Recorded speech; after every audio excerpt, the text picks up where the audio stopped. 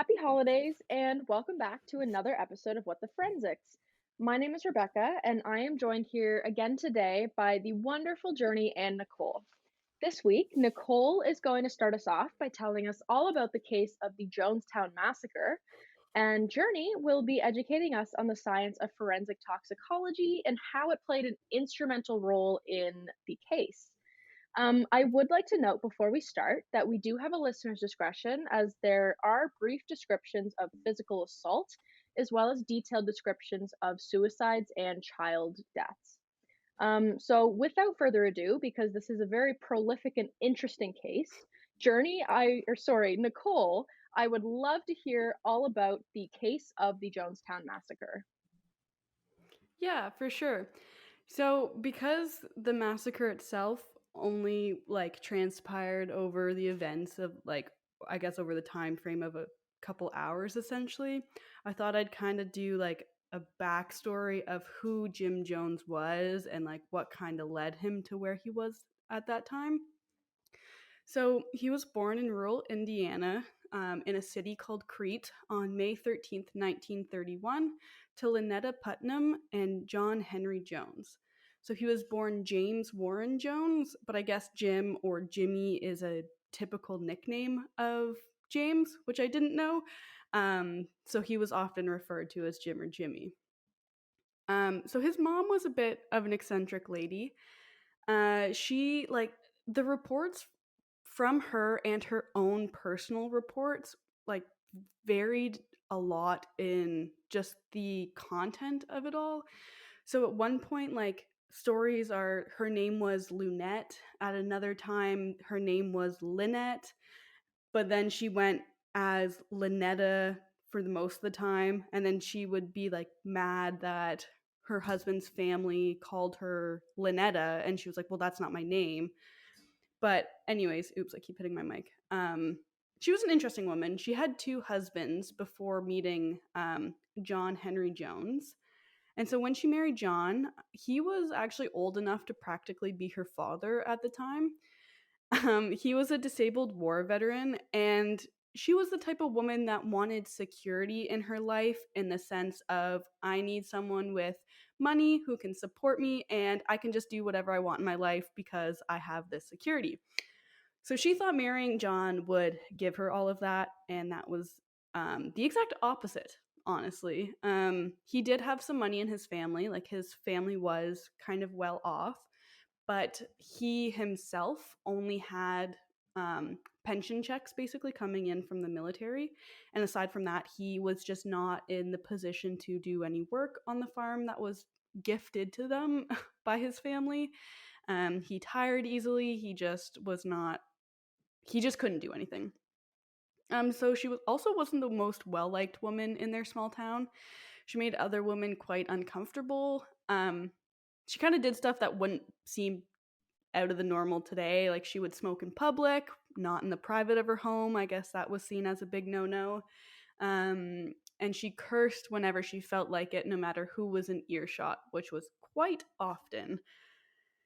And so the town that they had eventually moved to was a dry town. So they had no alcohol. And I guess it was the time around, it was just after the Depression. So around the Prohibition times, I guess.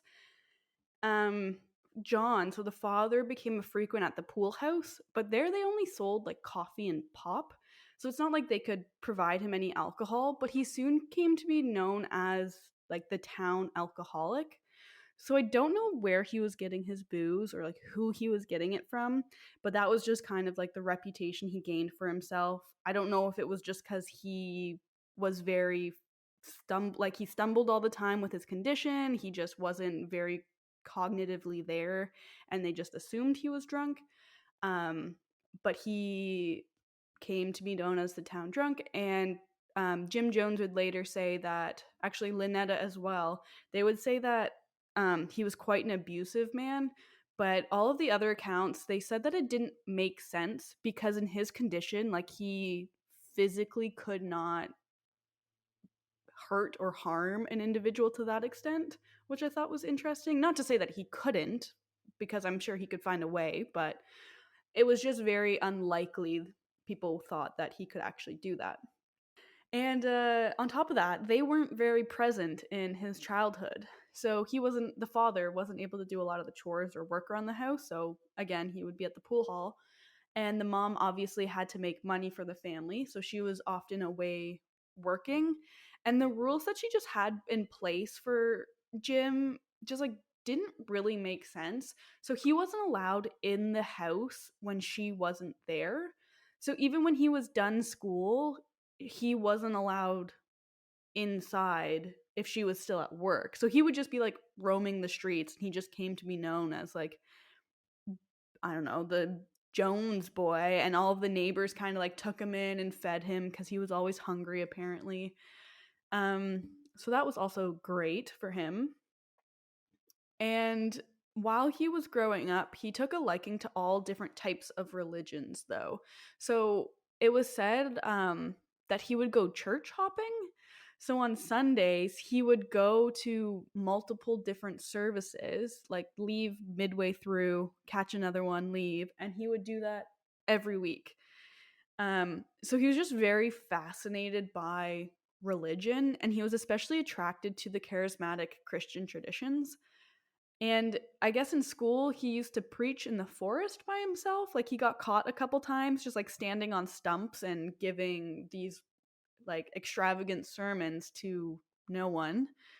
And he used to conduct animal funeral services, like just by himself, but also in the school playground. Like during recess, he would try and get the kids in to accompany him for these funerals. And in high school, the school's football team had him give a mock funeral service for the other team that they were going to play at the pep rally. And students had said that he like had a flair for the dramatics, and he actually shocked a lot of them with how like into it he got and how he delivered this rival team into their mass grave essentially. Like it was such an odd concept to me when I was reading about it. That's Um actually super funny. Like, how savage of the team to be like, yeah, we're gonna hold your funeral because we're gonna kick your butt so bad. Right? Like we Like, used to that have kills Friday me. night football, but we never had like funerals for them. Like that just I don't know. That's Seems amazing. crazy. I love it. Um and so at 17, he started working as a night orderly at the Reed Memorial Hospital in this town called Richmond in Indiana. So Richmond was more so like the nicer city aside from where he currently was in Lynn. Um and so he was trying to save up money to go to college and whatnot. And this is where he met Marcelin Baldwin. She was a senior in her nursing, she was a senior nursing student at the same hospital. And she had to, I guess, a pregnant mother had passed away. So she had to prep the body and she needed help from a night orderly. And she had met Jim, through that. And said like he was very caring, like he was very respectful, took time to like mourn the woman, which I thought was interesting. Like he definitely seemed odd, but from what I've read, he seemed like an okay individual for the most part. Like what he put out at least seemed decent. Um, and so even though Marcelin was 3.5 years older than Jim, they grew fond of each other and they actually married each other on June 12th, 1949, when Jim would have only been 18 and she was about 21. Um, so it wasn't great. Like it wasn't the perfect marriage, but so long after they moved in together, Jim just decided to tell Marcelin that he didn't believe in her God at all. And so I believe she was a Methodist. That was the church she went to. Went to a Methodist church. He said he didn't believe in her God at all. And um, years later in Jonestown, I'll get into Jonestown, but he would recount that quote. He said, "I started devastating God. I tore that mother trucker, but it was uncensored, to shreds and laid him out to rest," end quote. So he just didn't see he didn't believe that he he would be so cruel to human beings and create such an unjust world. Like, he said that, like, your God can't be loving, and I don't know, just the way that he worded it, he just said, your God is not right, my God is. So that caused a little bit of tension between them, but he was never the one to budge on anything or compromise. So Marcelin just was like, okay, like, whatever you say, which wasn't very great. I do want to say, side note too, there is a lot of religious content in this. I don't mean to say anything offending. If I do, I'm not very religious, so if I say something wrong, please just let me know afterwards. It doesn't come to me like that. But anyways, he took particular interest in advocating for racial equality and integration at the time, which is very surprising, and it wasn't common at all where he was living and during the time period. So in the early 50s, he had heard a sermon preached in the Methodist church that emphasized loving everyone, no matter their race, and that really like stuck with him. So he decided he was going to become a Methodist minister and was hired on as a student pastor at a Methodist church. So I take back what I said about Marcelin being Methodist. I don't believe she was. It would have been something else. But anyways, they both kind of became Methodist at this point. And while he was still a student pastor, he also spoke at Pentecostal churches during that time. So he never, like, he didn't have a single church that he was with. Like, it was all over the place. So eventually he was let go from his position as a student pastor. And around this time, he went to a Pentecostal latter rain convention. And during this time, Pentecostalism was in the middle of this healing revival and latter rain movements. So he very much liked how the sermons never really followed set scripts. There were no time limits. They could go all day if they wanted to. He enjoyed the atmosphere of the healing revivals and healing people from all of these illnesses. And he really just enjoyed that these churches were interracial at the time, because that was something he really believed in. And so he actually convinced, I will leave that in quotes. He convinced his wife to leave the Methodist church, saying that the latter rain movement would help him become a better preacher and that the Pentecostal churches more closely followed his views than the Methodist churches. So that was kind of the main reason why he wanted to make this switch. And so a couple years down the road, a new pastor was assigned to the church that Jones had been preaching at for a while. And a ban had been set in place on these healing revivals, which Jones did not like at all. So this led him to start kind of his own church. And he originally was going to name it the Community Unity. So that didn't last. It then was called the Wings of Healing. That's almost just as funny as Community Unity. Yeah, I was Right? gonna say that's not much better. No, it doesn't rhyme, but it's still not great. Honestly, I like Community Unity like 100 times Right? better. Like, that just flows. It's just fun to say. Yeah. Right? And I could just see like t-shirts where it's like community, but then the unity is all in capital letters, so it's like Community Unity. But like the T's are also all crosses, like not actual Yes. T's. Yes. We should go back in time and be part of his like propaganda team. Be like, we got this. We'll be your Stick with marketers. it. Yeah. I believe in you. But anyways, only 20 people followed him from the previous church. So I don't know if that would have been a lot or not a lot at the time, but he at least had a bit of a following. But that being said, he didn't have the financials to really support his visions and where he wanted to go with them. So he began raising money for this. And apparently, I don't know how accurate this is because I only found it in one source. He would go door to door selling monkeys, like live monkeys, to try and raise money for the church. Where where was did he? he get the monkeys? Yeah. I could not tell you. It was just like, he used to go door to door selling these. And just How my brain incredibly was random. a giant question mark when I read that. Because I was like, where are you getting the monkeys? Who is buying these monkeys? Our Like, wildlife forensics course is just making me question if CITES existed. yeah, I Yeah, don't 100% it know. didn't. No. Oh my And goodness. so one of the things that stood out most to everyone, kind of moving on past the whole fundraising, was that it was a very racially integrated church, and this wasn't common in the Midwestern USA at the time, like really at all.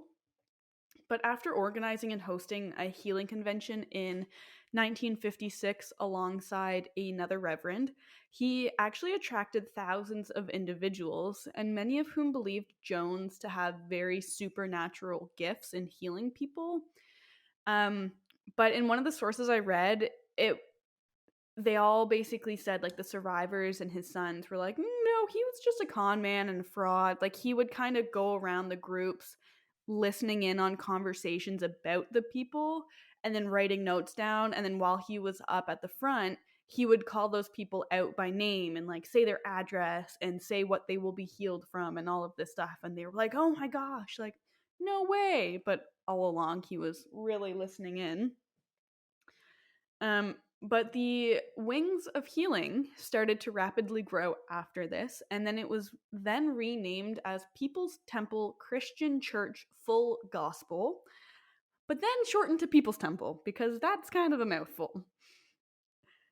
Oh, yeah, I was gonna say, I was like, that's not better. That's a lot. Nope. That's a lot Nope. for a t-shirt. Like wraps around front to back just Yeah. continuously. Oh my Oh goodness, my I can gosh. see it. But throughout the span of just under a decade, Jim and his wife adopted many children, and they had a son of their own. His name was Stephen. I want to say Stephen. It's a PH with an A, so it could be Stefan, but I think Stephen. That's what we'll go with. But in 1954, they adopted Agnes, a Native American girl. In 1959, I think it was. Yeah, 1959, they adopted 3 Korean American children, Lou, Stephanie, and Suzanne. And this was also the same year that they had their own biological son, Stephen. 2 years later, in 1961. Yep. So they adopted a kid named Steven, and then they had a kid and they also named him Steven. No, sorry. So Stephen was their only biological son. They had a Stephanie. Oh, okay. Oh, okay. I thought I heard you say that they adopted a kid named Steven.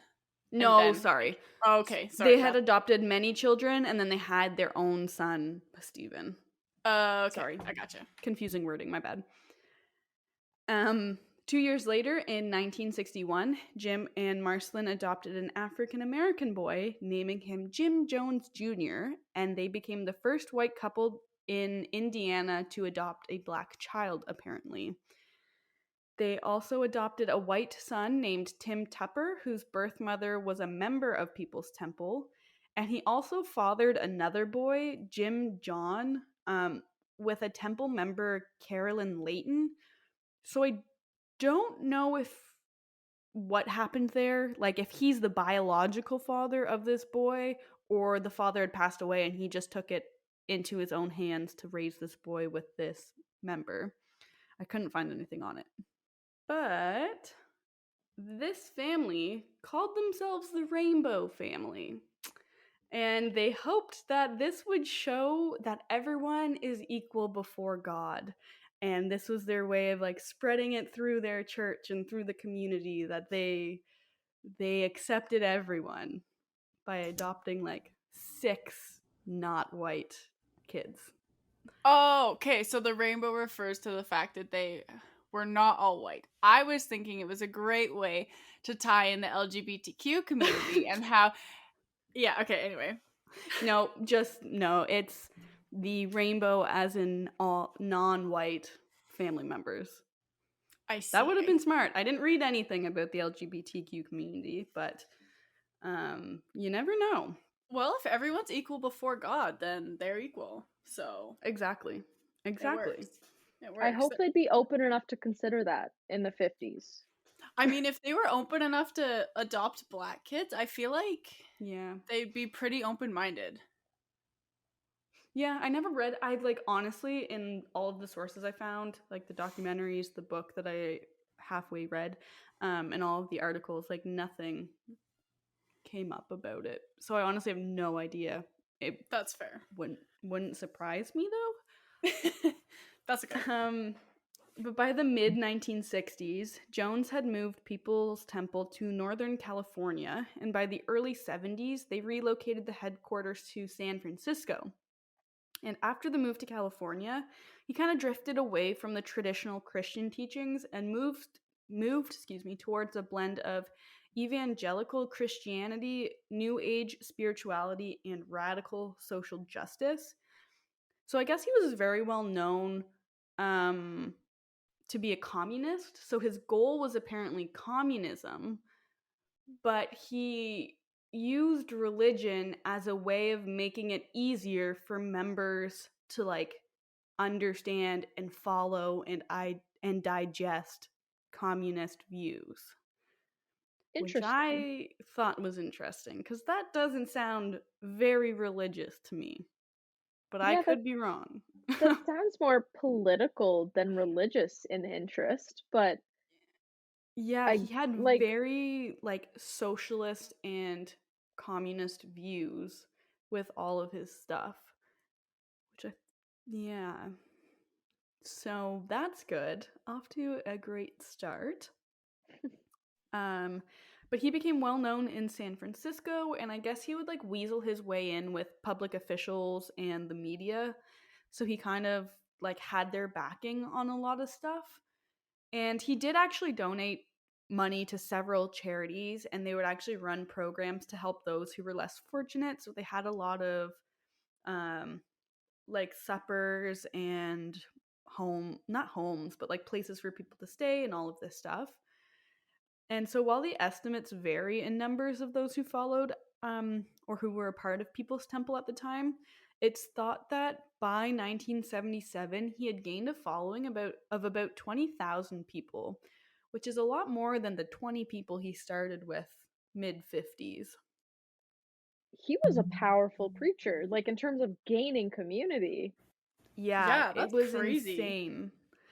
And it would Wow. only like, well, not really only grow from there, but he had like supportive followers that would do like they just were like, yes, this is only what I believe in. And a lot of them were very like idealistic youth, and the way that Jim Jones would preach, he wanted like change to happen. He wanted to see change and integration and interracial whatever, like throughout the world basically.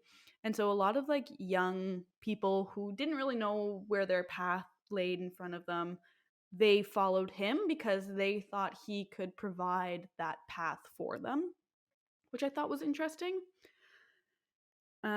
But a lot of his devoted followers actually called him father, and he would compare himself to Vladimir Lenin. I don't know if you guys know who that is. I had to Google him. He's a Russian communist revolutionary, a politician, and political theorist. I had to Google. I still don't know who he is based off that Google search. But yes, he compared himself to him. He would also claim that he was the reincarnation of figures like Christ and Buddha. So that's good. That's good. And while in San Francisco, though, allegations and rumors began to spread saying that members were being forced to give up their personal belongings when joining, members were physically beaten, and that fake cancer healings were being staged by Jones. So he just did not get a lot of positive media attention as the years went on. And former members would say that Jones would even have them sign over their paychecks to him. They'd have them give up their homes and even custody of their children in some cases. And from an article I read, it said, quote, elderly members handed over their social security checks Working adults gave 25% of their wages to the church, and some signed over all of their property. Government investigators would later find at least $10 million in Swiss banks, mainly in Panama, and another $1 million in cash was recovered from Jonestown, end quote. So he had a lot of money that he was kind of picking and choosing from everyone. That is impressive. Too bad he burned the bridge with his mother, or like they're not whatever anymore, because she didn't marry rich, but she had a rich son. She had a rich son. And it's interesting too because when he was born, Lynetta would knew she gave birth to a great young boy. I forget the wording that they said, but she knew that he was going to go far and do great things. And I don't know if that's just a mother being a mother and saying that about their kids, but she hardcore believed that. And I guess to an extent it happened. He's not known for a great thing now, but at one point he seemed great. Yeah, he had 20,000 followers. And $10 million. Yeah. He did great things. He was doing pretty good at one point. Yeah.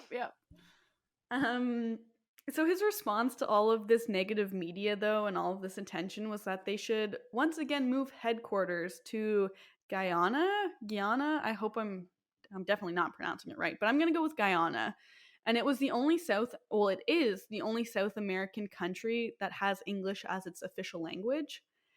So he basically promised his followers that they'd build a socialist utopia while they were there, and they'd create their own city and community, essentially. So some of his followers left in 1974 to establish what would be known as Jonestown. And this was an agricultural cooperative, apparently, in the middle of the forest in Guyana. And it was obviously named after Jim because he is a very modest and humble man. He and over 1,000 temple members soon joined them in 1977, and they moved People's Temple to the middle of the jungle there. So while there, survivors had said it felt almost like living in an armed encampment or slave camp rather than a religious community, and they had to work long hours in the fields, and they were actually surrounded by armed guards that patrolled them, and they were called the Red Brigade, and they were basically like Jim Jones's bodyguards. So while they worked, he also shared his monologues and religious preachings over the speakers and megaphones for the entire community to hear as they worked in the fields. But the negative allegations didn't stop there. They only actually got worse. So these allegations included physical beatings, especially if they questioned his authority, forced labor and imprisonment, the use of drugs to control behavior, and suspicious deaths. And apparently Jim Jones had a very bad drug problem, according to his son. Apparently, if he hadn't committed the thing he had done that I will discuss later, he would have been dead within a couple months because of his drug problem. So I think he was taking the easy way out. Yeah, probably. He probably just didn't want to see all of his followers, or have his followers witness him die and then discredit everything that he said. So he's like, you know what? Let's all go together. Yeah, exactly. Yeah. So in addition to having signed over the checks and houses back in the States, he had also confiscated passports and medications of the members in Jonestown, and they weren't able to freely leave on their own accord. So it seems like a great place to be. I don't know about you guys, a nice little vacation away. Yeah, that's only a little bit shady. Only a little. And to add to it, apparently some members were asked to sign false testimonials that they had molested their own children. So this could be used as blackmail against them if they either decided to leave or had any ill intentions towards People's Temple or Jim Jones. So double thumbs up for that one. Yeah. Wow. We love being held against our will. That's I thought nice. the way they went was bad, and I thought that's what they were known for. I didn't realize how bad the living conditions were and for how long.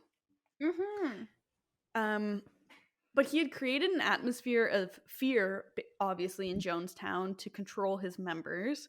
And so they'd have drills called White Nights, and this would prepare them for any extreme, often life-threatening emergencies. So they thought that, like, they were safe from nuclear fallout that was going to happen, and the US was going to go into this entire nuclear war and they'd survive. So these were like kind of prepping them for that. And so sirens and announcements would blare over the speakers, instructing everyone to meet in the pavilion. And sometimes there they would participate in mock suicide drills in the middle of the night during these white night drills. So yeah, anyways. A U.S. congressman got word of all of these allegations and heard from a lot of concerned members that they were being held against their will in Jonestown. So Leo Ryan decided to go investigate whether these allegations were true. So he was accompanied by 4 members of his delegation, a bunch of journalists, and concerned family members. So around the time Ryan and his group were arriving in Georgetown, Guyana, that was kind of the closest place. I don't know. Anyways, geography, sure. They arrived there. The Jonestown basketball team was created, and this consisted of Jim Jones's sons and some other members. They were to play in a tournament against the Guyanese national team.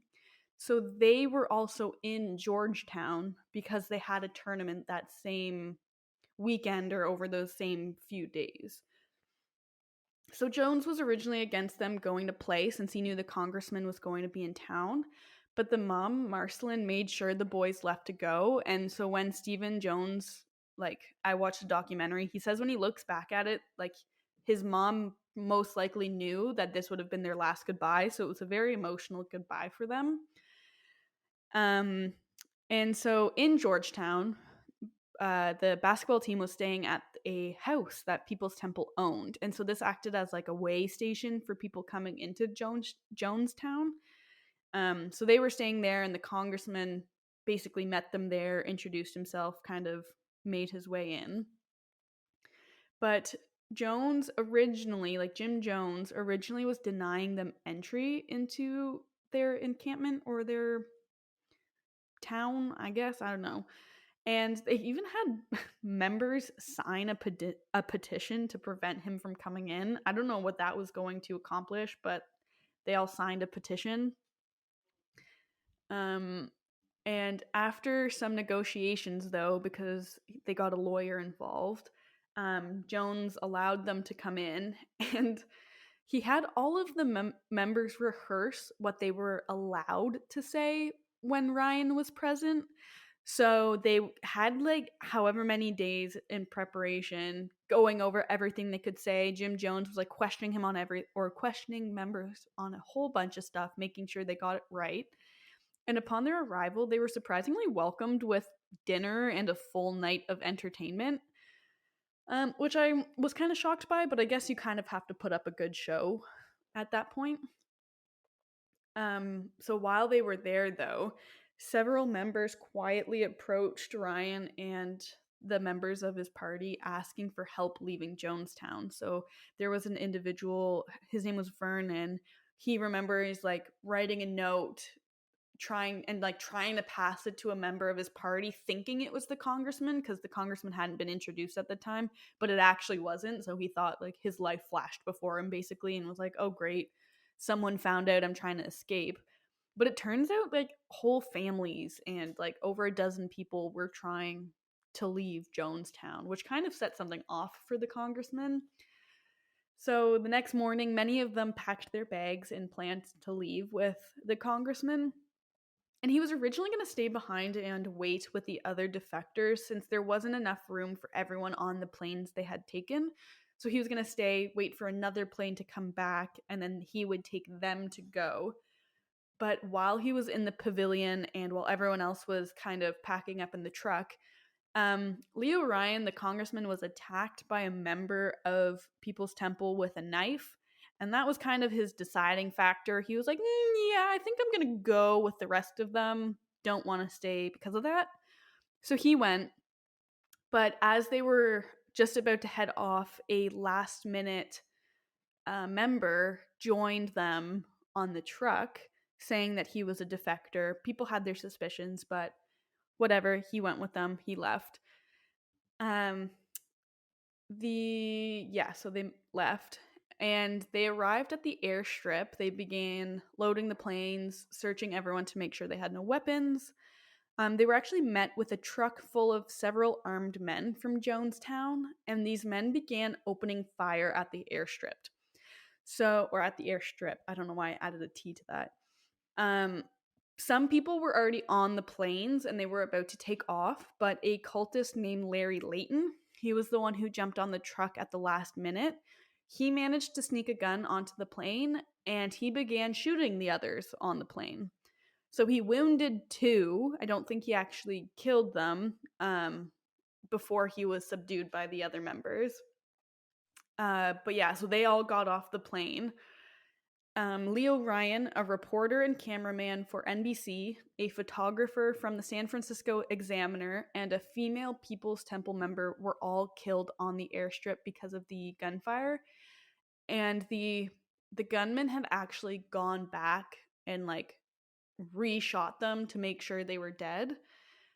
Unfortunately, but 14 of the departing church members survived the ambush and they had run into the jungle and hid. So a lot of them were quite wounded, but 5 of them were actually children and they were lost in the jungle for 3 days while hiding, which is insane to me. I cannot imagine that.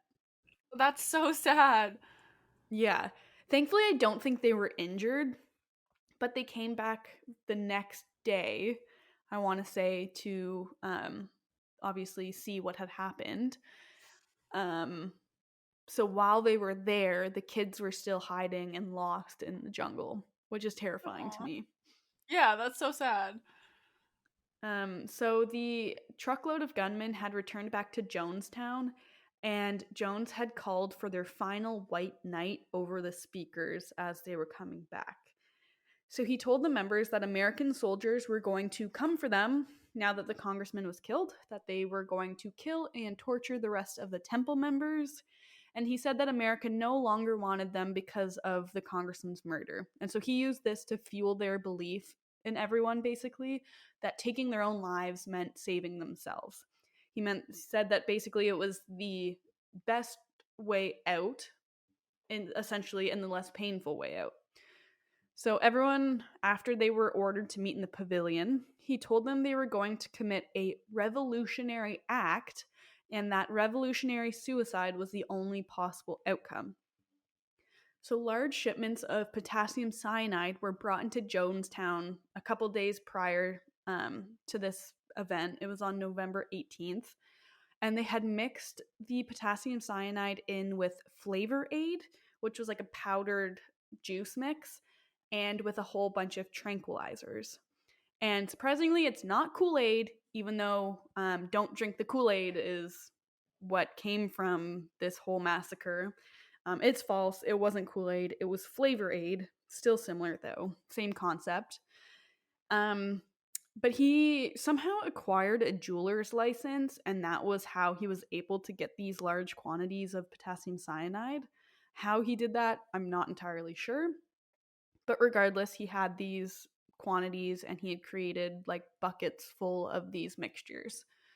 And so the children were the first to drink the mixture, and mothers and nurses would like feed it to them through syringes, basically.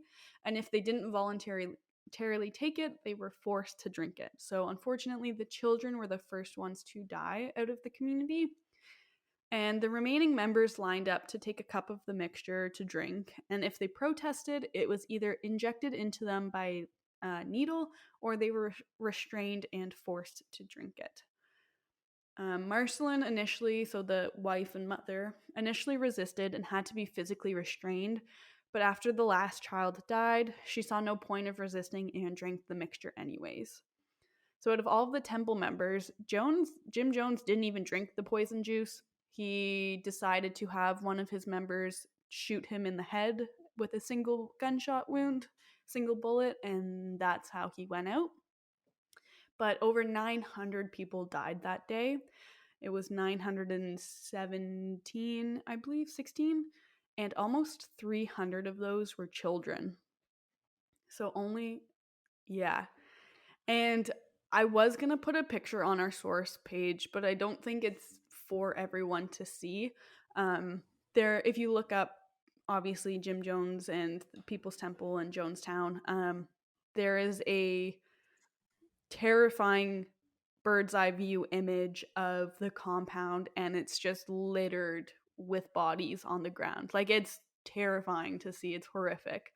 But it just kind of gives you a sense of what went on that day. I just find it, sorry, I No, that's can't get okay. over the fact that a third of them were children. Yeah. Yeah. And that they were forced Wow. to take it. Yeah. It makes me really angry that he didn't drink the flavor aid and he chose to just Same. get shot. Like, if you're gonna Same. make people die, you might as well have the respect to die the same way. Yeah, he was not about that. And it's kind of eerie. There's footage and like broadcasts of the events. So in some of the documentaries, you hear like the children crying as they're being forced to take it, and it's just so eerie and so like saddening. It just kind of breaks your soul, and you're like, damn, I hate people. Yeah. But only 33 people survived the mass suicide murder. So some managed to escape into the jungle, others hid on the compound, and several of Jones's sons were in Georgetown at the time, along with some other members for the basketball team. And although they were given orders to kill themselves there, so he had actually sent word to the house, the People's Temple house, they didn't go through with it. But a mother there did. She killed her 2 kids, and she had her oldest daughter kill her, and then she killed her oldest daughter. But it's believed that Jim Jones did this because he didn't want the congressmen, reporters, and defectors to tell their side of the story or to let word get out about what was going on inside the apparent utopia he had created. And so Larry Layton, the guy who shot the people in the plane, he was the only member of People's Temple to be tried in the US for the criminal events that transpired, because he was the only one that survived who was a part of this. He was extradited, convicted, and sentenced to life in prison, but he was paroled in 2002. He's Yeah. out? Yeah. He's just chilling. Yeah, I don't know if I assume someone came for him. I have no idea. I just learned that he was paroled in 2002, and I didn't really dig into his life after that. But That's really after scary.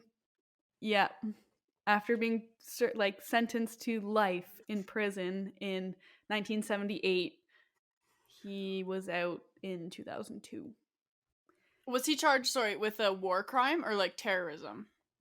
This is the thing I think why he was out. He was charged with like wounding 2 individuals. It was something like silly like that. Let me just double check. So he was captured after badly wounding the 2 people. Yeah, so that's all that he was really charged for. So he wasn't charged with war crimes. He wasn't charged with anything like that. It seems kind of weird that Yeah. he didn't.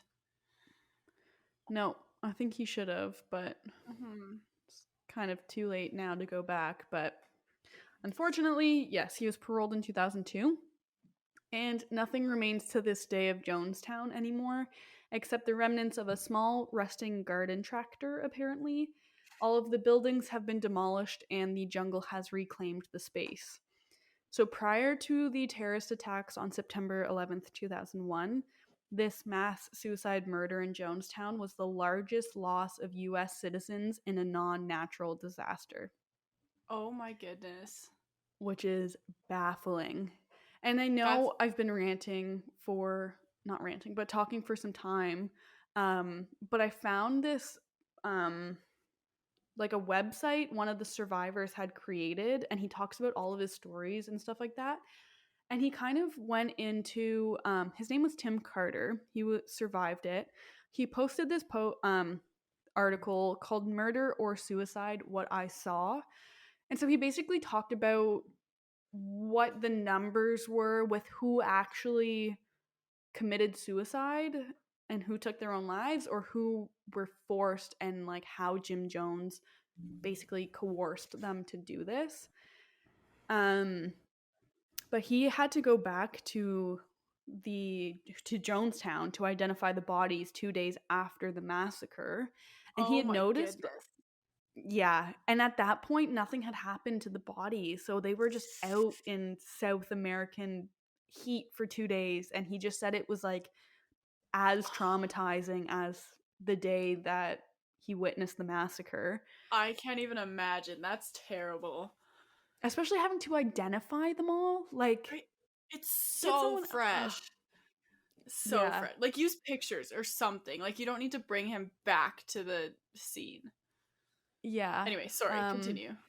That's okay. I was just gonna say, um, a lot of the injection sites. So I guess a pathologist had said many of the sites were between the shoulder blades, but when he was there looking at the bodies, they saw abscesses on like the left temple, the neck, back of hand, upper arm, lower leg, cheek, and like back of shoulder. So it was obvious that people were being injected against their will. Um, and so they estimate about 70 to 180 were forcibly injected, but that was only based on about 200 people that the pathologist could get to before the US State Department took over. So, that's quite a large number. And then he like talks about people who drank the poison believing that they had only two choices. So drink the poison or be shot by armed guards, sorry. So he goes to ask, well, is that revolutionary suicide at that point? No, it was coerced. And then those who may have voluntarily drunk the poison based on the lies Jim Jones had told, they were told that the children would be taken from them, that the Guyanese Defense Force was on its way, that they were armed, they'd be shooting. If someone voluntarily takes their life based on the lies of someone else, he then goes to ask, is this really suicide? Or wouldn't the perpetrator of the lie be responsible for this? He then goes to ask or pose those who voluntarily drank the poison, through months and years of conditioning, um, would this also be suicide? Because oftentimes they'd have these mock suicide attempts or these white nights, and they were these crises that they were manufactured by Jones himself. So he would like shoot like gunshots into the community, just to like scare them essentially. So if one commits revolutionary suicide based on years of this experience, is then that suicide? So like he just poses a lot of really interesting questions that, while it was said to be a revolutionary suicide and that's how it was claimed for a lot of the time, it's 100% slash like 98% murder, because with the mentality that everyone had, with them being forced and coerced to do it, like you can't say suicide at that point. You know what I mean? Yeah, I totally agree that it's definitely murder, and the guy who like bullied them and manipulated them into committing suicide should be held responsible. Yeah, and like Yeah. although he wasn't the one forcibly like injecting people with it, he had his armed guards doing it, and he had his devoted followers doing it. So he was giving the commands, and he was the one behind it all. So he's the one held accountable. I don't know. I just think it should be called a Yeah. mass murder in that case. Well, no, Definitely. like that makes complete sense because it's like if it wasn't for the directions that he gave, Yeah, they wouldn't have committed suicide. exactly. Yeah, they And didn't choose on so, their own. They were yeah, given a choice. You die now or I kill you. exactly. Now that you mention that, I had read something. There was a so-called September siege in 1977. He had actually asked, there were about 700 people in Jonestown at the time, who wants to commit revolutionary suicide. The first vote revealed only 2 had said that they would, that they were for it. The following day, the total rose to 3. So, like, 900 plus people weren't, like, this was a year before it happened. This was in 1977 and it happened in 1978. Like, how do you go from 4 people being for revolutionary suicide to over 900, with a third of them being children? Yeah. But Yeah. anyways, that's my rant. I'm sorry I took up almost an hour. I got very heated into it. I'm reading I recommend The Road to Jonestown, I believe it is. It's a book I'm reading right now. Yeah, The Road to Jonestown, Jim Jones and People's Temple, book by Jeff Gwynn, Guinn. I really recommend that. And there's a documentary on YouTube for free called Paradise Lost. I also recommend that one. It's about an hour long, hour and a half. But it has like real life footage of Jonestown and like the shooting that happened. How did they get that footage? Like, yeah. So I don't really know how technology works, but they did have cameras and I don't know how it was stored. But so reporters had gone there and they had their cameramen. So they had like video cameras, they were the huge ones on their shoulders. And so one of the um, journalists was recording as the gunmen came to them, and so it continued to record as they were being shot down. So like the camera just fell and it just continued to record. So it captured all of it. And That's then I guess terrifying. they recovered the cameras afterwards and they developed the film. And then so they got all of the video that way. But like Jim Jones had agreed to interviews. Like it seemed all hunky dory while they were there. Like they had pictures taken. They all seemed happy. They were doing interviews and people were singing and they were having like a great night. And then that happened. Oh my goodness. Yeah. So that Wow. is Jonestown. All right. Well, interesting. Nicole, thank you so much for telling us about that. I, like many of us, I'm sure, knew like a really brief description of what Jonestown's was, but I didn't actually know like the full history or who Jim Jones was and kind of why this happened. So this was really interesting to learn about, and it's something that I've really wanted to learn about for a long time. And I'm hoping that everybody else feels kind of the same way. Yeah, so just thank you so much. And now we're going to move on to Journey, who is going to tell us all about toxicology and specifically forensic toxicology. So I get to tell you guys about forensics toxicology. Um, I haven't really thought about it since third year university, so I'm sorry if my information's not fantastic. I'm gonna start talking about toxicology and then like what it is and how toxins can affect us so that we can kind of understand how toxicology can apply to a forensic setting. So to kind of understand forensic toxicology, we need to understand toxicology, what it is, how toxins affect us, and just like how science. Um sorry, it's been a long week.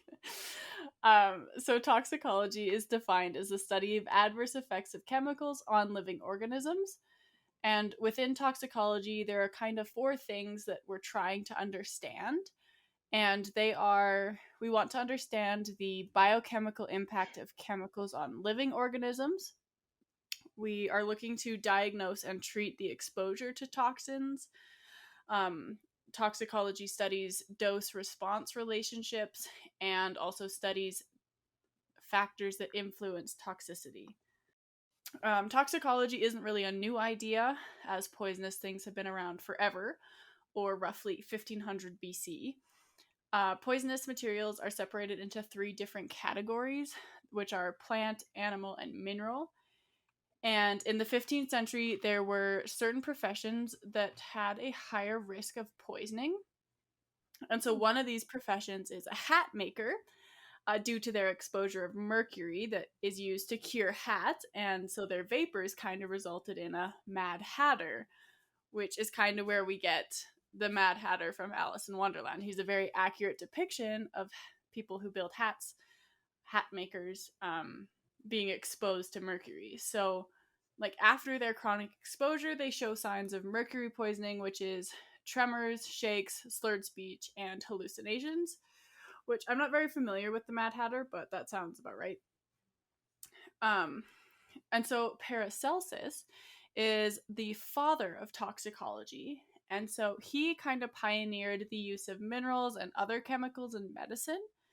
And so it was his idea that is the dose that makes the poison, or it's the dose that makes the poison, which means that the amount of substance taken will determine whether or not there's a healing or toxic effect on the body. Where, like, if you take 1 Advil, it will cure your headache, but if you take 15 Advil, you will die. So that was kind of his idea. And then by the 18th century, we had begun to manufacture over 10,000 chemicals. And so even though quite a few of those chemicals were being used positively, there were still some, like phosgene and mustard gas, that were being used very negatively. And they were also discovering the negative effects of organochloride pesticides. And so specifically pesticides, they kind of led us to the 2 major events in the 1960s that kind of like alerted the public to the issues with such prominent chemical usage in our environment. And so the first was the publishing of the book Silent Spring in 1962, and it outlined the adverse effects of pesticides on the environment and how they could accumulate and affect different organisms throughout the food chain. And then the second event was the morning sickness drug thalidomide and it causing the limb deformities of newborn babies. That one is massive. And then in the 1970s and 80s, we had a major call for like federal responsibility and accountability, which kind of resulted in the creation of organizations dedicated to monitoring the chemicals and toxins in our world and our exposure to them, such as like the CDC and all of those fun organizations. So there are about 7 roles of toxicologists, because there's quite a few chemicals in our world. So I'll give a brief description of all 7, but I'll only focus on the forensic toxicologist. So first we have descriptive toxicologists who obtain toxicological information from animal studies. So a lot of our information about length of exposure and they kind of do all the tests that tell us how much of a chemical we need to die, kind of deal. Mechanistic toxicologists study how toxins exert their toxic effect. Forensic toxicologists provide toxicological information in support of legal activities. Environmental toxicologists are concerned with all of the toxic effects of a substance within an ecosystem. So they would look at more like how pesticides affect the animals living in the ecosystem. And then regulatory toxicologists, they compile and evaluate toxicological information to determine concentration-based standards for exposure. So they kind of determine how much we can be exposed to before we're harmed. And then food toxicologists focus on delivering a safe and palatable supply of food to the consumer. So that, like, the FDA would be composed of food toxicologists. And then clinical toxicologists study disease and illnesses associated with acute and chronic exposure to toxic substances. And now I get to use a lot of big biology words. And so there are 3 main routes of exposure to toxins, and they are inhalation, ingestion, and dermal absorption, or absorption through the skin. Dermal absorption is the most common route of exposure because your skin is everywhere. Like, it's super easy to get a toxin on your skin, and even though it is a fairly effective barrier to absorption, if you have a cut or abrasion, it's much easier for the toxin to infiltrate. So and the nature of the chemical also affects the rate of absorption. Like, if it's super corrosive, then it's just going to burn through your skin, versus something that needs to kind of like soak in. And so an example of this route of exposure is the dermal absorption of hydrofluoric acid. So when fluoride mixes with calcium from your bones or your blood, it causes your blood calcium level to plummet, which can lead to cardiac arrest because calcium plays a pretty influential or important role in the electrical activity and pumping function of your heart. So without it, your heart cannot pump. And it also dissolves your bone because your body is pulling the calcium out of your bones to make up for the deficiency in your blood, which is kind of interesting. And I learned on TikTok, actually, this lady was pregnant and she was calcium deficient because the baby was literally sucking the calcium like out of her bones to make her own, like to make the baby's bones, which is like what happens. So that's why you have to take calcium supplements when you're pregnant. But I was like, I didn't know that happened. It's kind of spooky. That's terrifying. Right?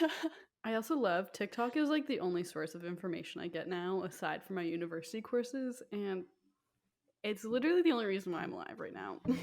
Right? I actually learned a lot from TikTok, and I'm like, should this be my source of information for everything? Probably not. And I told myself I wasn't going to mention it this episode, but here we are. Okay, so the next route of exposure is inhalation. And so it is the next common because the lungs are designed to make molecular transport easy, so an airborne toxin can quickly infiltrate your body when you inhale. And so the toxic substances, once they're in your lungs, are then transported into your bloodstream via the alveoli in your lungs. And a common example of this would be inhaling carbon monoxide. The third route of exposure is ingestion. My lecture notes said that it's the rarest route of exposure unless the toxin is present in food. What? Which, Well, I mean, you're not gonna really like eat a toxin like just straight out of the bottle, but like if you do get like food poisoning or something. yeah, that makes sense. I guess no one's like sticking their fingers in toxins and licking their fingers. Yeah, I think an appropriate way would be, it's the most like difficult route of exposure because you can't just like release something that you breathe in or just spray something on their skin. They have to actually ingest it. And also said that if it does happen, it's usually accidental, which is not the case for the Jonestown Massacre. This was the route of exposure used. Definitely not accidental, I can say. No. So 90% of the absorption occurs in the digestive tract, in the small intestine due to its large surface area. And the remaining 10% occurs in the stomach and large intestine. Another example, other than the Jonestown Massacre, of ingesting a toxin is botulinum or botulism, which is found in honey. And it is lethal to infants, which is why you can't give a baby honey until it's like 2, because their digestive system isn't equipped to battle it. But adults can eat it, no problem. And then another kind of like lesser known form of absorption is through the eye, or route of exposure. I didn't really have a lot of information on that other than it was pretty prevalent in all my notes. But it's also important to note that the vitreous humor within the eye is very useful for forensic toxicologists and medical examiners, because it doesn't like decompose really. And so it can tell you time of death and if there's any toxins that contributed to their death. And now that I've kind of briefly covered how a toxin can get into your body, let's discuss how it moves and attacks us once it's inside. And I'm going to have more big biology terms, so get excited. The absorption of toxic substances has to occur prior to distribution and metabolism before they're like spread about your body and metabolized. And so, since the cell membrane is selectively permeable, the absorption occurs through active transport or passive diffusion. If you guys need me to tell you what any of these things are, please ask me. Yeah, so does that just mean like not everything can get through the membrane, so it needs to like put energy into transporting across this membrane? Yeah, so passive diffusion is when a substance can kind of like move across easily, like it kind of gets like sucked through from one side to another due to the concentration gradient. So the cell doesn't use any energy. It's kind of like a drain, like it just sucks it from one side to the other. Okay. And then all toxins that pass through the skin do so through passive diffusion because they're small enough to like get through the cell membrane. And then active transport is when the cell actually uses energy to transport the substance across because it's often too large to move across passive transport. So there has to be a vehicle that brings the toxic molecule through the cell membrane. Oh, gotcha. Okay. Yeah. And then once a toxin enters your bloodstream, it's transported around the body via your circulatory system to various organs where it's stored, metabolized, and then excreted. And there are 4 major storage sites for toxins, and they are the liver, the kidneys, fat, and bone. Really, bone? Yeah. I tell you all what they are. Okay. Yeah. So your kidneys and liver, they collect a lot of toxic substances because they are detoxifying organs. So that one's pretty self-explanatory. And then fat accumulates a lot of lipid-soluble substances, so they can only be dissolved in fat. So if like a toxin is water-soluble, it can be absorbed in any part of your body, but if it's only dissolvable in fat, it can only become toxic once it's in your fat, kind of deal. Okay, that makes sense. It's been a few years. That's my best guess. Bone, like I said, is the major storage site for calcium. And so when blood calcium levels are low, calcium is released from bone into the bloodstream. And then during this exchange, calcium can be replaced with other cations like lead. And 90% of lead is found in bone, and it can be there for decades. Really? Yeah, I didn't know that. I knew it could like be stored in your body for decades, but I didn't realize your bones were the main source of storage. Yeah, main storage area. And then another organ that is super protected from toxins is the brain, because it has the blood-brain barrier, or BBB, which reduces the toxic effects of most substances and prevents them from getting to the brain because it's a highly selective semi-permeable membrane that only allows nutrients and other good things through, but stops all the bad things such as toxins from reaching the brain. And so kind of an example of the BBB in action is the difference between organic mercury and elemental mercury. So organic mercury is more toxic because its elemental compound looks more organic, so the body thinks it should go to the brain, and it's allowed past the BBB, and so its lethal dose is only 3 milligrams, whereas elemental mercury is flagged as toxic and it's not allowed past the BBB, and its lethal dose is then 13 grams. So you need quite a bit more of it. That's a big difference. Yeah. Yeah. Milligrams to grams, that's a big difference. Yeah. So that just kind of explains how the brain's protected more than other organs from toxins. And I'm not going to talk too much about the metabolism of toxins because it's pretty complex. So basically all we need to know is that the body changes the toxin to either a more or less toxic form in those organs. And then Sucks for the bodies that turn it into a more toxic form. right, Jeez. no thank you. um and then after the toxin has been metabolized, it's now in a form that can be more easily excreted. And the rate of excretion is a very important factor when determining the toxicity of a substance, because the faster a substance can be removed from your body, the less likely it is to have a negative effect on your body. And minor amounts of substances can be excreted in your sweat or breast milk, or deposited onto inactive tissue such as your nails, hair, and skin, which kind of plays a role with when you collect hair samples, nail samples, and skin samples to test for any drugs or anything. Interesting. Yeah. And so the primary organs that are involved in excretion are the kidneys, liver, and lungs. Kidneys excrete toxins into urine. The liver secretes toxins into bile and feces. And then the lungs excrete toxic gases through like exhaling. Okay, that's what I have for toxicology, but I have more about forensics toxicology and how it's relevant to the Jonestown Massacre. So, forensic toxicology is the application of toxicological principles to situations that may have legal implications.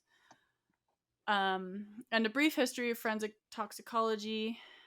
In the 1700s, professional poisoners were common, as we discussed at the beginning of me talking. That's just where you have like a profession that results in you being poisoned, like a Mad Hatter.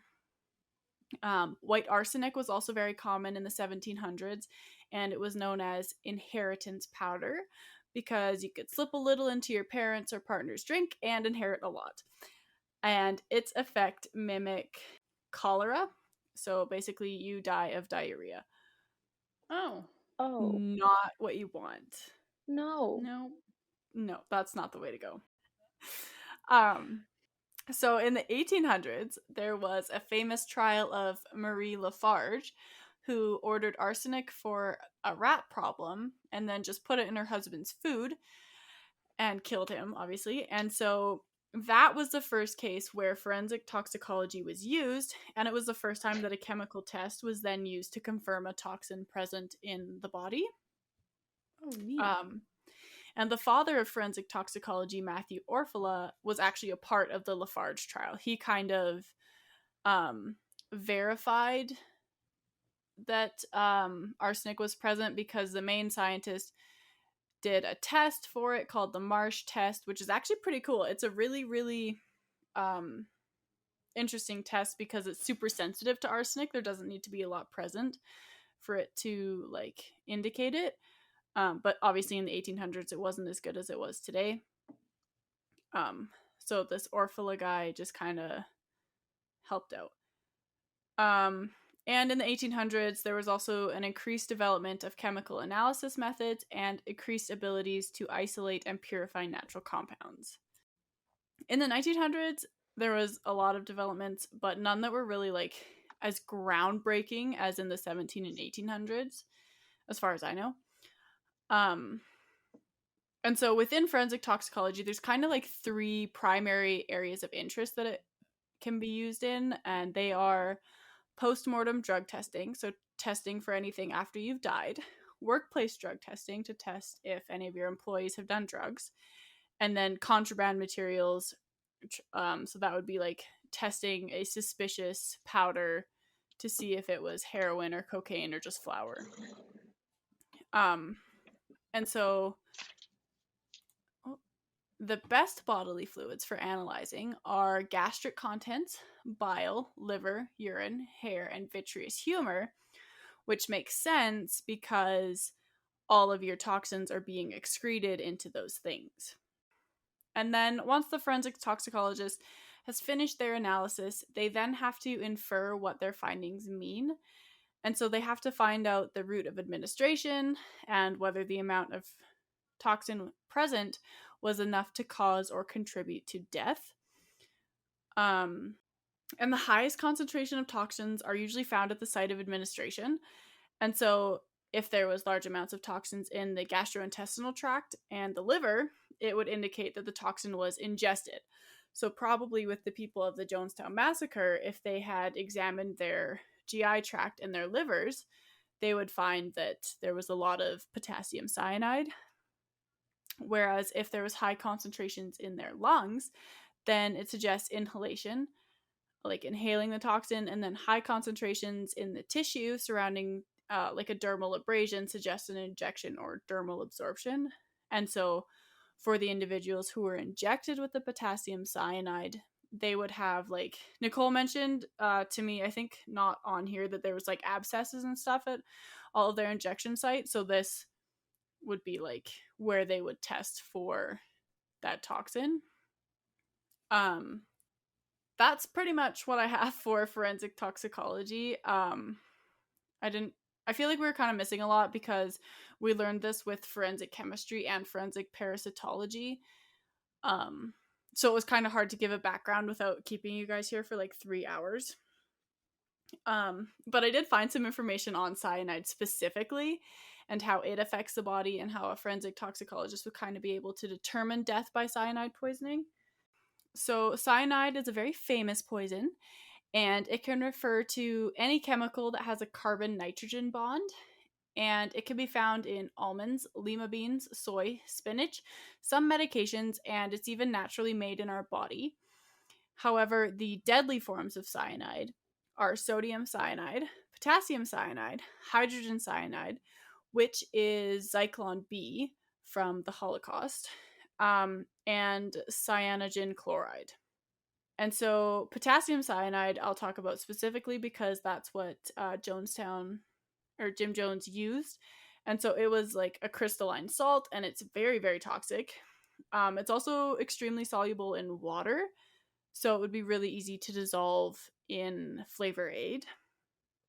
And interestingly, when this form of cyanide is wet, it emits the scent of a burnt almond. And it will, I mentioned this later, but cyanide usually gives off the scent of a burnt almond even during autopsy. So like if you're at an autopsy and you can smell burnt almonds, it's highly likely that cause of death was cyanide poisoning. Do you think in that case though with autopsies, because from what I've heard, they're quite smelly because you are dealing with deceased individuals. Would the burnt almond be strong enough to like be noticeable through decaying human? Do you think? I feel like people who smell like regular decaying humans, like a medical examiner or a forensic pathologist, would be able to like differentiate, would be able to pick out a scent that's not quite right. Yeah, But that I makes think sense. that Okay. if you and I were in there, we'd be like, this just smells bad. I don't know where you're getting the almond scent from. At least that's my theory, anyways. And not everyone's able to actually smell the burnt almonds because it's thought that it's a genetic trait to be able to smell it. I did Which, not know that. yeah, I really thought cyanide was just it smelled like almond to everybody. apparently not. And so I So it's think kind of like a what's the green tree Cilantro. called? Yeah, that. Apparently it tastes like soap to some people if you don't have the gene. Yeah, both yes, my parents think it tastes like soap, but I don't mind it that Interesting. much. oh my goodness, Hmm. that's so weird. I wonder if the people who taste cilantro as soap cannot smell the almond in cyanide, And or like the cyanide. other way around. And I wonder, I wasn't able to find this, but I wonder if they can smell it during an autopsy, but not when it's in its natural form. Or if Oh. they can't smell it at all, because that would cause a lot of issues. Yeah, that would not be good. Yeah. Oh well, questions for all you listeners. So, potassium cyanide inhibits cellular respiration, which results in lactic acidosis, which is when there is a buildup of lactic acid in your bloodstream. And so, when you get sore muscles after like a super intense workout, there's lactic acid buildup in your muscles. And so, this is kind of like just an extreme version of that. And so, victims of cyanide poisoning will get like a red complexion because the tissues aren't able to use the oxygen in their blood because there's no oxygen in the blood. There's just lactic acid buildup. And so, Interesting. yeah, I found that really cool. And the effects of potassium cyanide and sodium cyanide are identical, apparently. And so the symptoms of poisoning occur within a few minutes after ingesting it. And the person will like immediately lose consciousness, and then they'll experience brain death and convulsions. And then death is caused by cerebral hypoxia, which is just when the brain isn't getting enough oxygen. And the lethal dose of potassium cyanide is between 200 and 300 milligrams. So not a lot. Oh, no. Yeah, They would have been given a lot more than that. Yeah. And so like a fun fact about potassium cyanide is that it can be really easily detoxified with hydrogen peroxide. Oh. Yeah, I don't know how that works. Don't eat cyanide and then drink hydrogen peroxide. That's a bad idea. But if you have like cyanide and you spill it or something, you can easily detoxify it with hydrogen peroxide. Oh, interesting. That's super interesting. Yeah, and so that's like the best way to detoxify it according to the internet. I love learning more through our podcast than we did like in lecture. Right? Yeah. I know. It's a little sad, but I It's also really enjoy sad. that we get to learn it by doing this. Right? Yeah. Like I don't know, it just makes it more fun. And so Nicole, you mentioned that he used his jeweler's license to get the cyanide. Yeah. I don't know how he got the jeweler's license, but potassium cyanide is used for gilding and buffing jewelry. So they would just like hand it over because he was using it for, quote, legitimate purposes. But would they not put 2 and 2 together that he's living in the middle of nowhere in South America and most definitely does not have a jeweler's business on this agricultural what was it they said it was commune? Whatever they said. Yeah.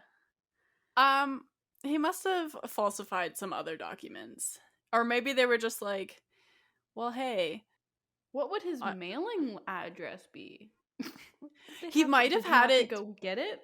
He probably had it shipped to somewhere in the States and then had like a person on the ground in the States who then like shipped it to him in Guyana. Oh. Or they just had it shipped to Guyana because he was like, I'm a booming jeweler, like just looking to make some money. Yeah. Maybe into Georgetown, and then the people that were at their house, the People's Temple house, had some connections. Yeah. But yeah, so that's how he got access to it quite easily. And so I have some like more symptoms of cyanide poisoning when you're alive. And so that's weakness, nausea, confusion, headache, difficulty breathing, seizures, loss of consciousness, and cardiac arrest. And like every toxin, how you're affected depends on the dose that you received, the type of cyanide used, and how long you were exposed. And so to diagnose cyanide poisoning while you're still alive, they measure your methemoglobin level, your blood carbon monoxide concentration, and your plasma or blood lactate levels. And the first two are common when you inhale cyanide due to smoke inhalation, because cyanide is a very common chemical that's released when things are burning down. And then the plasma lactate level is mostly used to confirm later that you were poisoned, so it's not like an immediate source of information. And then some symptoms of cyanide poisoning post-mortem. There's a pinkish discoloration of your blood, and there's pink lividity. You can smell burnt almonds, and there will be like alkali burns in your gastrointestinal tract when cyanide salts have been ingested. So that's what would have happened again with the individuals at Jonestown. And so your blood, your stomach contents, and your urine are taken for analysis and to confirm cause of death. However, the half-life of cyanide in your body is actually quite short. So the extraction and the analysis has to be done within the first few hours of exposure in order for it to be accurate. And since it's also naturally produced in your body, it can complicate the interpretation of cyanide results, especially if the body's been damaged by fire or is in advanced decomposition. But yeah, that's all that I had. I could not find information on how a body is affected post-mortem by cyanide for the life of me, and I don't know why. I feel like that would be a fairly easy like case study, but I guess Would not. it just not have an effect? Because at that point, your body stops metabolizing, your body stops processing all of this stuff. So would the Yeah. poison still make its way through and have an effect? I kind of meant we learned this in one of the classes, like how you'll get like petechial hemorrhages around your eyes if you've been strangled. Oh, okay. Like what are the like Gotcha. what's the Telltale evidence that they signs. were? Yeah. Yeah, could not find that for the life of me. So this is the best I could come up with. But that is cyanide poisoning and how it was used at the Jonestown Massacre. Kinda. That would be an awful way to go. Yeah, I've heard it's extremely painful and not very fun. I think it's added on my top 5 terrifying ways to die. Number 1 is still being burnt alive. I think cyanide poisoning's quite up there though. Not a fan. It doesn't sound pleasant. I'll give them that. Yeah, 10 out of 10 do not recommend. Wow. Well, thank you, Journey, so much for telling us all about forensic toxicology. This has always been a really interesting topic when we spoke about it in class, and even now when you're telling us about it. And I know this has been a recommended topic by a couple of our listeners, so I'm really excited to get to speak about it a bit more. Yeah, but thank you so much, both Journey and Nicole, for telling us about both our case study and our science today. If you tune in next time, you'll get to hear all about the case of Mark Twitchell, as well as the science of blood spatter analysis, which I'm personally really excited for because watching Dexter and seeing how blood spatter analysis is done is kind of what initially piqued my interest in forensic science. So I'm really looking forward to it. Plus, it's a Canadian case, so we're kind of getting back to our roots a little bit. Yeah, but if you go to our website, you're going to be able to find all of our sources and such as always. But like usual, Journey, would you like to mention where they can find us on social media? Yeah, of course. So our Instagram, our YouTube, and our Facebook is all at What the Forensics. Our Twitter is at WT Forensics PC, and our website is whattheforensics.ca. And if you have any questions about forensics toxicology and you feel like sending us an email, our email is whattheforensics@gmail.com. Perfect. Thank you so much. This has been another episode of What the Forensics, and to leave us off, I don't have a forensic joke this time, but I do have a Christmas joke just because we're so close to Christmas. Yay! It's pretty dumb, I gotta be honest. It's a really They're dumb all one. dumb. It's okay. Okay, very true. What do you call a scary looking reindeer? I feel like this is gonna be obvious. I know. I'm trying to think of like reindeer names to see if one of them is like. What do you call a scary looking reindeer? Is it just a scary looking reindeer? Is it a caribou? How did you... Oh my Oh my god, god, it's is that the answer? Yes, it is. That's There's no way. amazing. There's no way. Oh my god, yeah, I was actually gonna say it's a caribou. Oh my goodness, Oh I my love it. That's I amazing. love I was that you second guessing guessed it. myself. I was like, caribous aren't reindeer. And I was like, yeah, no, Journey, you just learned like a couple weeks ago, caribou are reindeer. This is the right answer. Oh my god, well, you're Oh my amazing. God. You guessed my joke, but in a way that's absolutely perfect. I mean, you're kind of meant That's to guess a joke. fantastic. That's amazing. I love it. Okay, well, that has been another episode of What the Forensics. We want to thank you so much for listening, and we hope you have a really great holiday season. We cannot wait to tell you another story in the new year. This has been another episode, and we'll see you next time. Bye. Bye. Just a reminder to everyone that we are not professionals in the forensic science field. We are just students who are learning and want to share what we are learning with our listeners. We're trying to give you the most accurate information, but we are human and we can make mistakes. Thank you so much for listening, and we hope to see you next week.